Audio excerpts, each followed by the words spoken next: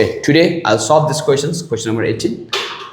In my previous lectures, I've already finished up to question number 17, and here today is question number 18. And A numbers, I'll solve myself. 18B is for you. Okay, you solve it and send me the answer. I'll check and reply you. Okay, see, question number 18 given that the annual compound interest on a certain amount, that is principal, right? Principal is not given to us, and 2 years, for 2 years, time is 2 years, and at the rate of 10% interest, amounts to Rs 42,000. यानी एउटा एकदमै important हामीले बुझ्नुपर्ने कुराहरु छ यहाँ amounts to धेरै जस्तो ठाउँमा amounts to भयो भने amount हुन्छ, तर यहाँ चाहिँ अलिकति कुरो बेग्लै छ। यहाँ चाहिँ के भनेको छ भने interest say amounts to 42,000 भनेको छ यहाँ।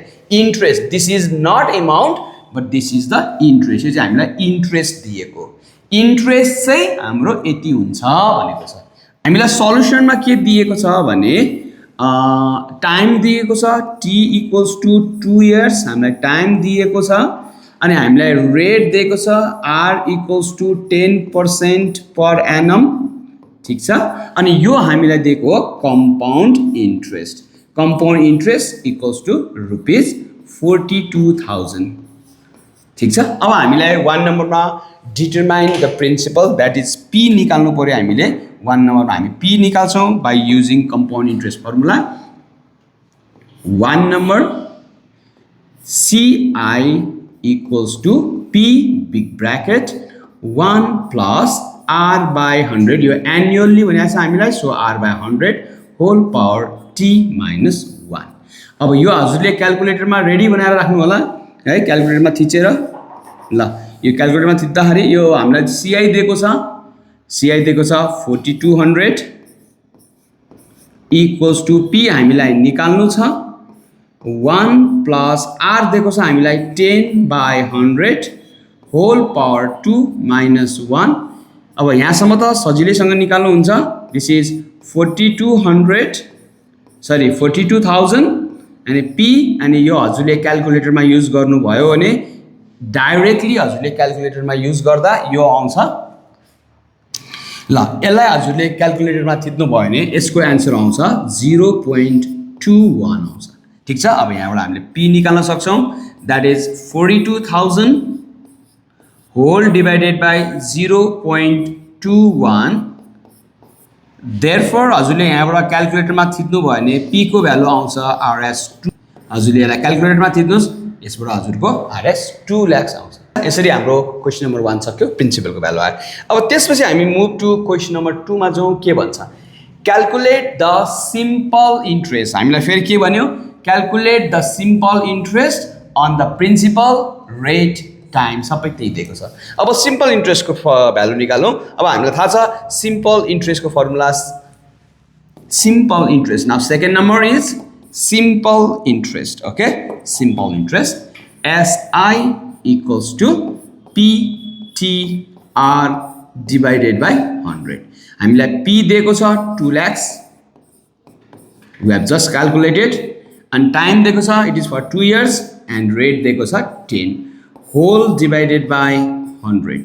अब फेरि यसलाई हजुरले क्याल्कुलेट, यो दुईटा जिरो क्यान्सल भयो, इट गिभ्स यु रुपीज 40,000, ठीक छ। हजुरको यो के आउँछ 40,000, हजुरको इन्ट्रेस्ट आयो 40, सिम्पल इन्ट्रेस्ट। अब त्यसपछि फेरि हामीले 3 नम्बरमा हेर्नुहोस् त के भनेको छ, compute the ratio the annual ratio of the annual compound interest to the simple interest. हामीलाई रेसियो निकाल्नुस् रे annual compound interest and simple interest भनेर हामीलाई रेसियो निकाल्न लगाएको छ। ल 3 नम्बरमा मैले 3 नम्बर सल्भ गरेँ। Ratio, ratio RA, ratio of compound interest to simple interest, that is CI by SI। CI भनेको हाम्रो अघि नै हाम्रो अगाडिपट्टि छ 42,000 रुपीज छ कम्पाउन्ड इन्ट्रेस्ट, जुन फर्स्टमै गिभन छ, अनि सिम्पल इन्ट्रेस्ट छ हामीसँग 40,000।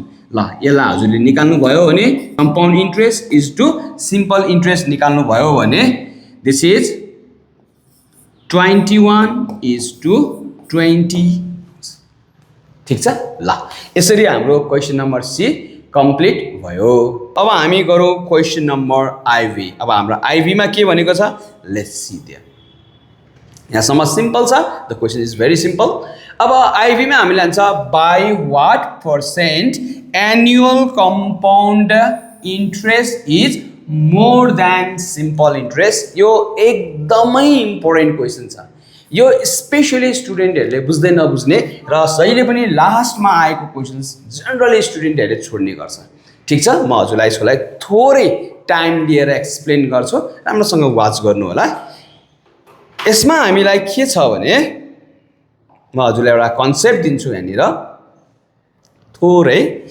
हामीले पर्सेन्टेज निकाल्दाखेरि always remember by what percent A is more than B भन्यो भने हेर्नुस् त अलवेज यो भन्यो भने हामीले यहाँनिर निकाल्ने रिक्वायर्ड पर्सेन्टेज जुन पर्सेन्टेज हामीले निकाल्छौँ त्यो भनेको जहिले पनि डिफरेन्स जहिले पनि यो फर्मुला हजुरले याद गर्नु होला यो डिफरेन्स भनेको A - B or B - A जुन चाहिँ ठुलो छ त्यसको डिफरेन्स लिने अनि यो सबैभन्दा कन्फ्युजन भनेको यहाँनिर हुन्छ यो के ले चाहिँ डिभाइड गर्ने A ले डिभाइड गर्ने हो कि B ले डिभाइड गर्ने हो भन्ने कुरो कन्फ्युजन हुन्छ always remember A is compared with B यहाँ A is compared with B so हामीले कम्प्यारिजन गरेको जुन छ त्यो लास्टमा आएको टर्म्स यसलाई चाहिँ हामीले तल राख्नुपर्छ जहिले पनि याद गर्नुहोस् यो लास्टको टर्म चाहिँ हामीले तल राख्नुपर्छ अनि इन्टु 100% सो यहाँबाट जे एन्सर आउँछ that is our required percent मैले अर्को फेरि लेखेँ हजुरलाई by what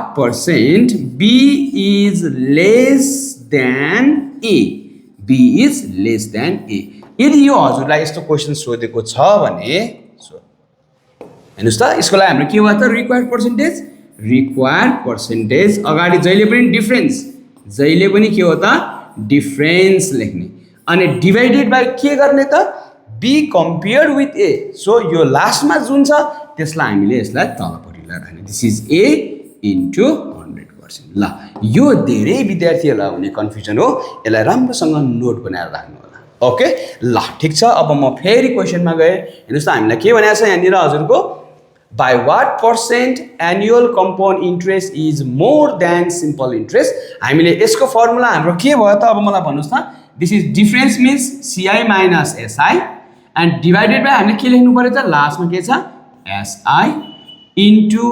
100% this gives you required percentage ठीक छ अब हजुरले लास्टमा यसको आन्सर निकाल्नु होला रिक्वायर्ड पर्सेन्टेज ल IV नम्बर हाम्रो IV नम्बर भयो required percentage equals to difference means CI minus SI why CI minus SI because CI is always greater than SI and it is compared with SI हाम्रो लास्टमा SI छ so I divided by SI into 100% so अब यसले हजुरलाई divide गरेर हेर्नुस् यो हामीसँग छ 42,000 माइनस यो छ हामीसँग 40,000 होल डिवाइडेड बाई 40,000 into 100% ल यसले दिन्छ हजुरलाई this is 2000 into 100 divided by 40,000 यहाँ 4 0 cancel गरिदिनुस् now this is 20 divided by 4 means